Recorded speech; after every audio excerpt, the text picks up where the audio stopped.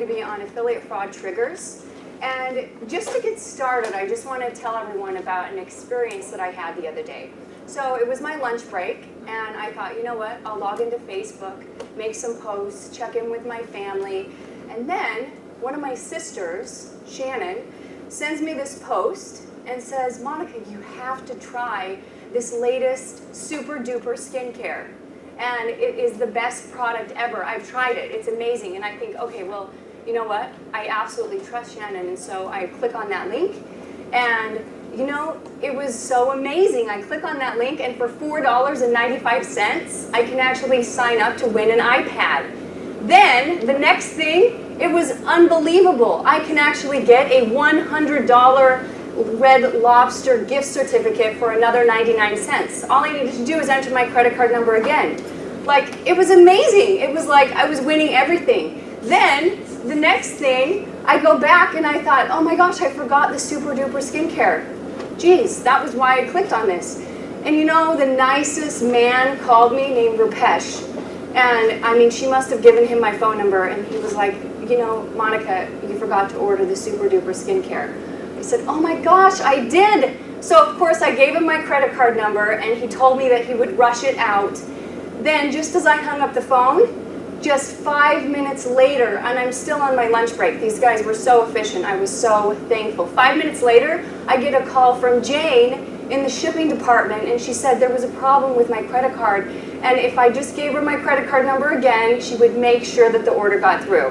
And bless her heart, she saved the day, because otherwise I may not have gotten that super duper skincare. So thankfully, I finally got everything done. I was so excited. I got, you know, a chance to win an iPad and my Red Lobster certificate. I was really excited about that. And the skincare product, and they agreed to rush it for free. Oh, and they threw on a whole bunch of upsells that were all free. So it was really just a great day. So I go to bed. I have a long day at work, go to bed. Then at 2 a.m., I have all this texting going on, and my phone vibrates. So I wake up, and I see like 26 texts from my bank saying that I have all these fraud charges. So I go online and find there's all these charges with like skincare products and Garcinia and weight loss products and, you know, diet and computer software and all sorts of weird things and adult products. I mean, things that I know I definitely did not buy that afternoon. So I immediately call my sister, and she says, Monica, I have no idea what you're talking about.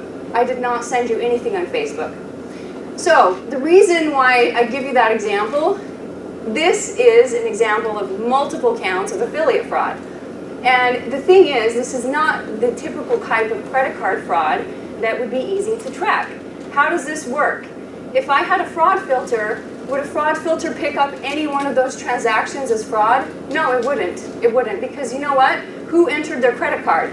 Me. It was my IP address, it was my card, and I did it every single time.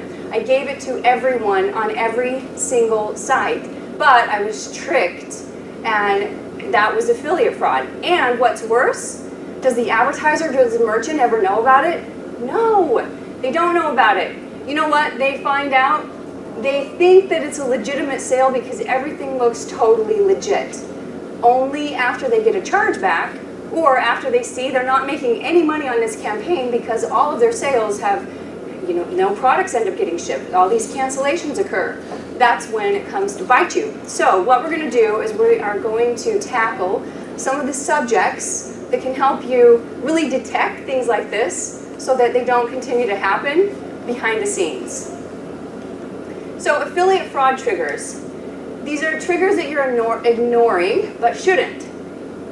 So, for example, anytime that, and let me just get a raise of hands first of all so I know the audience. How many of you are advertisers?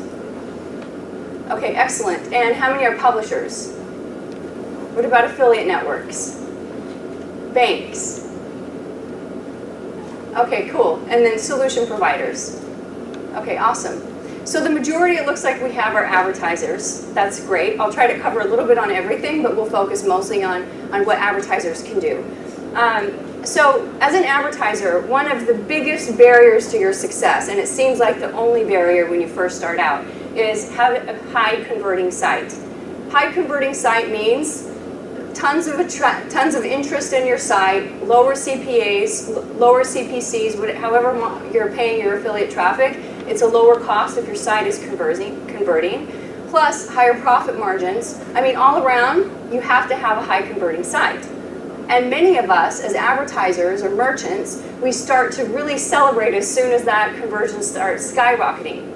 Because you see your website traffic is off the charts, your conversion rate is awesome, you have all these publishers now that are interested, and the temptation to now really push the limit is right there. Maybe you can negotiate lower rates on your traffic, and you feel like you're getting rich because you have all of this transaction volume continuing to increase. So it's time to celebrate, right? Wrong. So we don't want to celebrate yet, because each of these items, when you see some spikes and increases that are not gradual, this can be a huge sign of affiliate fraud. Affiliate fraud patterns are difficult to see. From this slide, you can see how affiliate fraud may actually be, but how we're looking at it, it's very, very difficult to identify. So it's hard if you use just a fraud filter or use traditional means to see what's going on behind the scenes, which is your affiliate fraud.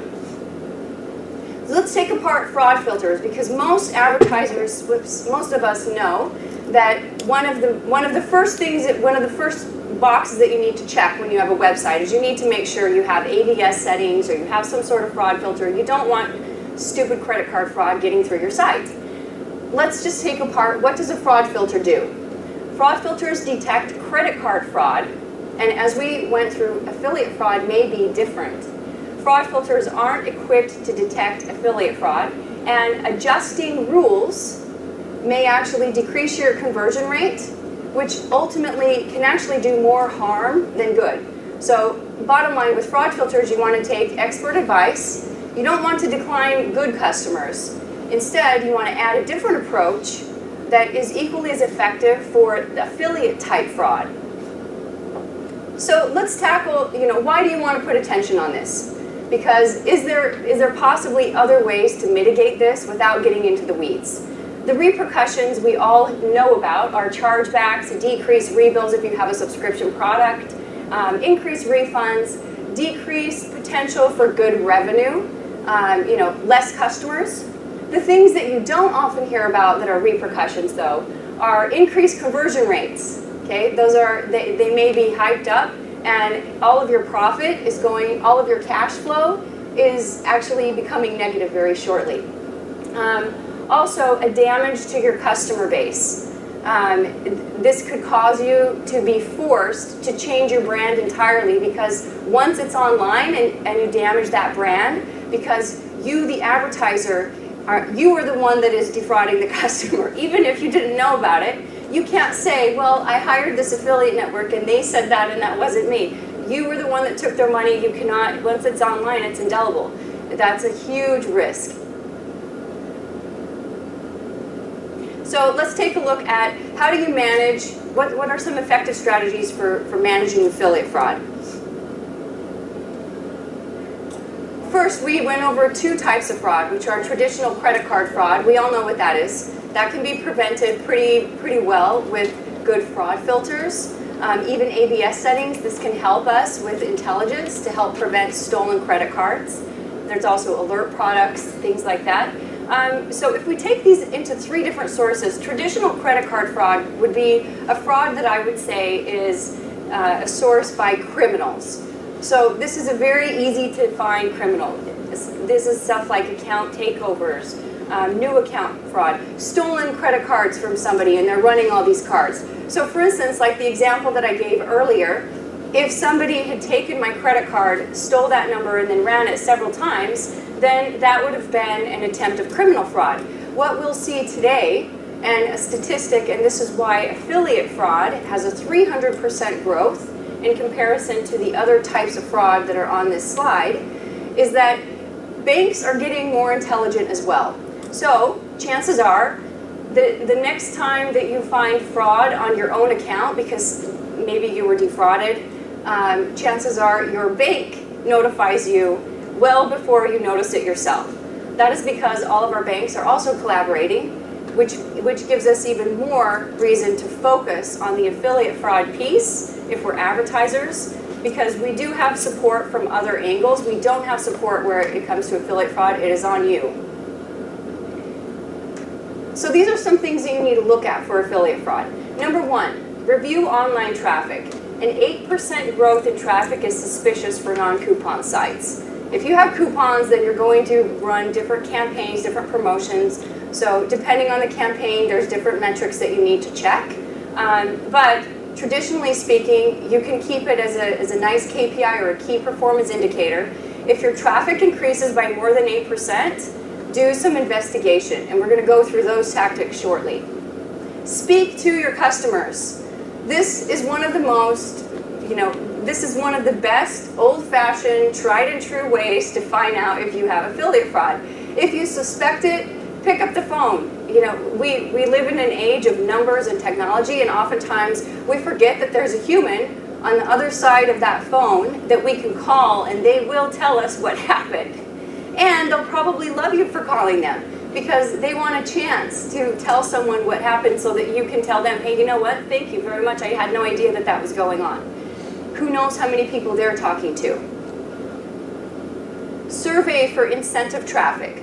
So incentive traffic is the example that I gave earlier. This is, somebody who, you have a publisher, and in order for the publisher to convert a lot of sales, it may be a good idea to promise every single customer that buys product XYZ a $100 gift certificate to Red Lobster. That would probably get them to just give us their credit card number. Now, that's called a jump page. You can look at the referral links. But an even better way to analyze whether this is happening, if you get a lot of customers calling in and you suspect affiliate fraud, do a survey and ask them, hey, how did you buy this product? Were there any gifts associated?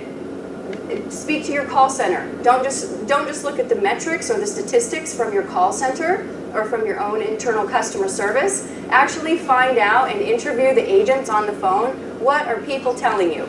Because you may not see that on those phone calls, people are calling in saying, hey, I was supposed to be getting a Target gift card. I was doing this because I was getting some other product. I entered this iPad contest. Profile your demographic. Really what this means is find out who is your target customer, and if your target customer is, okay, all the customers, like for instance, if I sell skincare and all my customers are generally women, and then all of a sudden I see a whole bunch of men, I'm not going to get excited thinking, oh my gosh, I've just tapped into an untouched market. Men love my skincare product. Now, really, I'm going to suspect, oh my gosh, what type of credit card scam is going on here? Because I don't believe that these men are really buying my product. I know my customers, they are not men. Okay, so you know your customer base. You can do a really cool study. It's called a reverse demographic analysis. And there's a lot of companies, generally advertising companies, can provide this. You can give them a section of your customers that purchased, maybe take a cross-section of an entire month, and then they can actually give you a study result and tell you the demographic profile of each segment. And then you have a percentage, and now you have something really cool that you can track going forward. Every quarter you can see, is our segment changing? If you suspect other things, you can identify, is that we've profiled these offers, we know what the demographic split is. If it changes, suspect something else. Blacklist fraudulent websites. So on the referral links, as advertisers, you have the ability to check the link that referred this customer to you. Not only can you, and sometimes the campaigns are rather sophisticated, so checking the link is always going to check out, but others, if you check this link, you're going to expose bad sites. So make sure that you blacklist, but this is not where you need to stop. You need to manage your conversion. This means not just how many clicks is it taking and what's your decline ratio.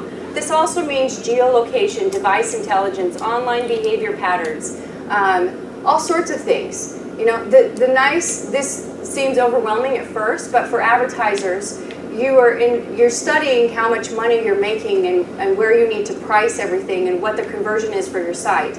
This is just adding science to what you're looking at already and adding some metrics that you can be able to manage your campaigns with better predictability. And if you can predictively understand what type of affiliate fraud propensity you have, or what kind of risk do you have for affiliate fraud, then you're going to be much more successful. Use A/B scoring. So as advertisers, we have all heard A/B testing. That is pretty much our life when it comes to improving conversion. You change one thing, and then you find out, did it improve? If it didn't improve, change it back. You change another thing. The rule of thumb with A/B testing is you never make two changes at the same time. You make one change, and you find out what it did. That's called test A against test B.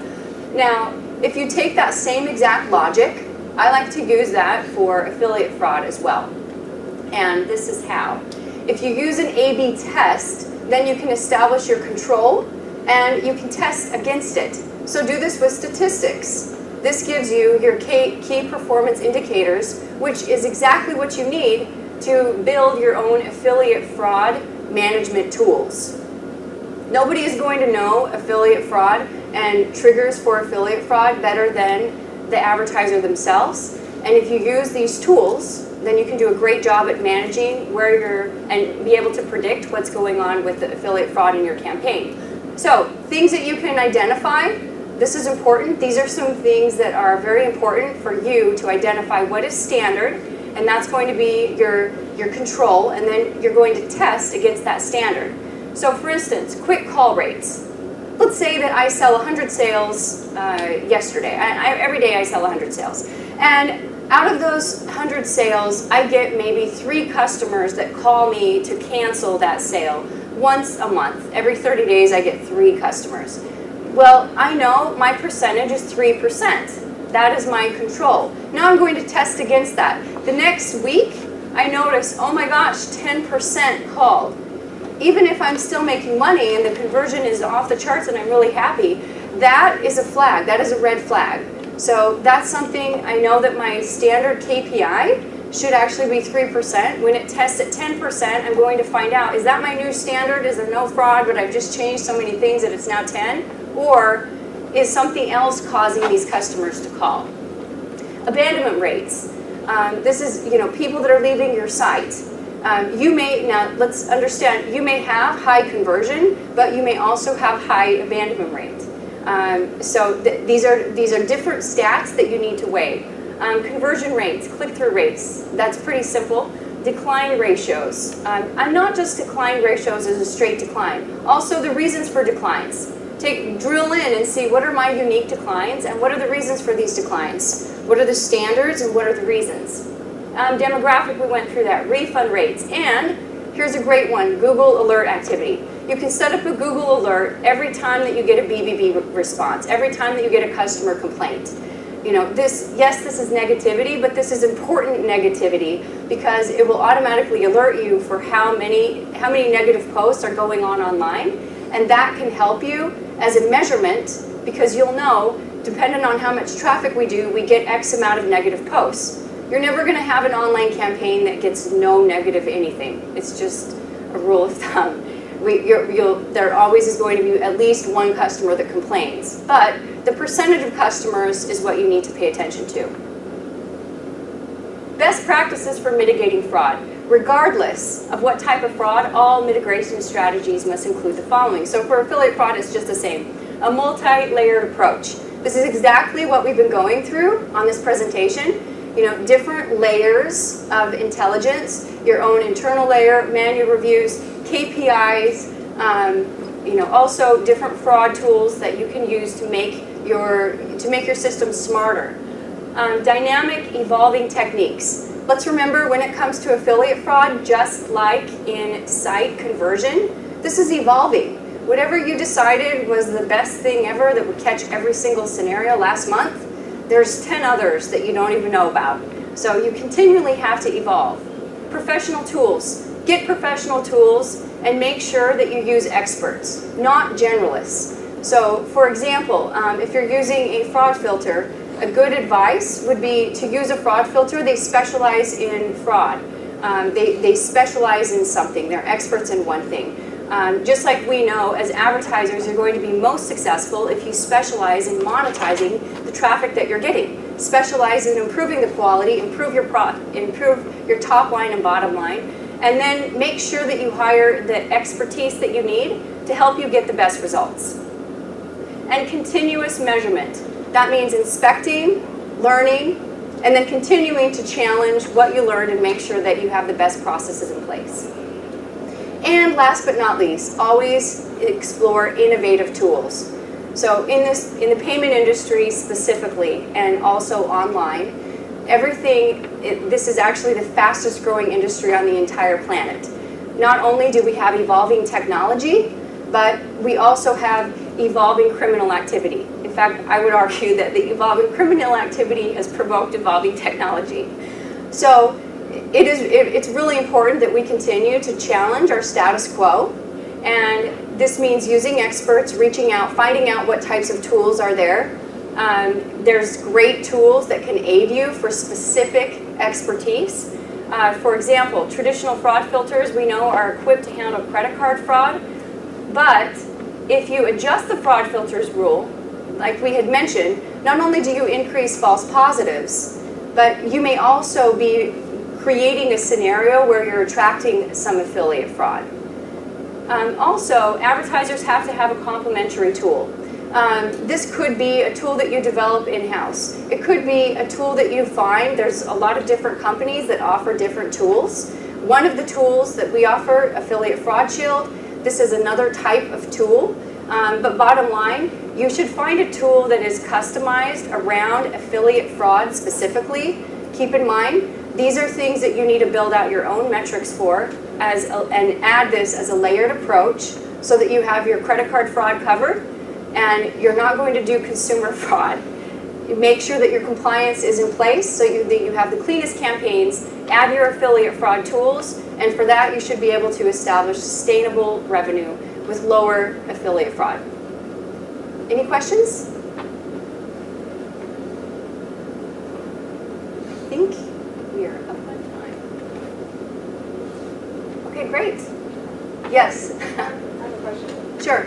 So with the Facebook example that you used, how can you prevent that? So the thing, sometimes the best prevention is just paying attention to triggers and metrics and KPIs. So either get a software that helps you with that or build metrics into your own manual system.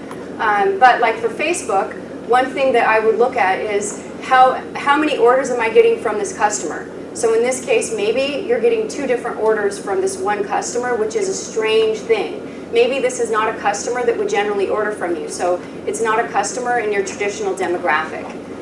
Also, you could do a survey campaign. If you start to see behavior like that, chances are you have a publisher that has a very successful way of increasing traffic. As a result, you're going to see a spike of greater than 8% in your sales. When that happens, then you could just have a standard policy that says, okay, reach out and call 10 people that are on the phone that have bought from us, and you don't need to cause them to cancel their sales, but you can just interview them. Hi, we're just doing a quality control call.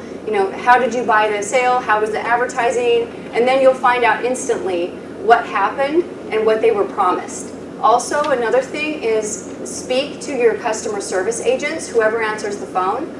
Oftentimes, we get into the habit of just looking at numbers or statistics instead of actually speaking to the people that are talking to others and finding out what are customers actually saying.